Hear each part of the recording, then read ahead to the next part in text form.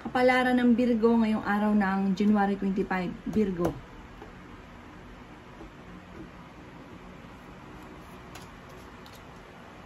Sinasabi po dito na ating tarot card Virgo na maaaring kayo daw po ay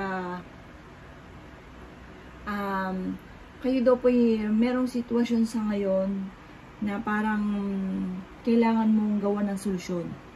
Sinasabi rin po dito na kayo daw po ay maging aware sa mga kaganapan sa loob ng inyong tahanan.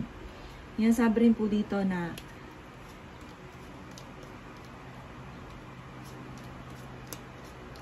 maaaring kayo daw po may mga problema pinagdadaanan sa kasalukuyan. Yan, sabi rin po dito na parang gawan nyo na ng solusyon kaysa daw po parang mahuli yung lahat. Parang kailangan yung, kung ano man yung problema mo sa ngayon, solusyonan nyo na. Yan, sabi rin po dito na parang natatakot ka sa mga pagtatalo, kaya parang nagwawalang kibo ka na lamang. Parang ayaw nyo lang ng gulo. Sinasabi rin dito na marami kang mga pangarap sa buhay. Sabi po dito, maging aware ka sa mga taong nakakasalamuha. Hindi daw lahat na nakangiti sa inyo ay totoo. Hindi lahat ng mga nakakausap ninyo ay totoo sa inyo. Yan, sabi rin po dito na marami kang mga pagsubok na pinagdadaanan sa ngayon.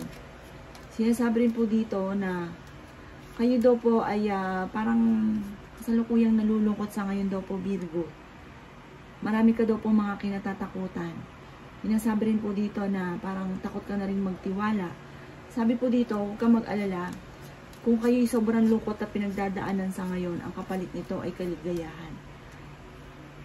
Sabi rin po dito, basta huwag lang kayong matakot, huwag laging pangunahan ng mga haka-haka na baka ganito, baka ganyan.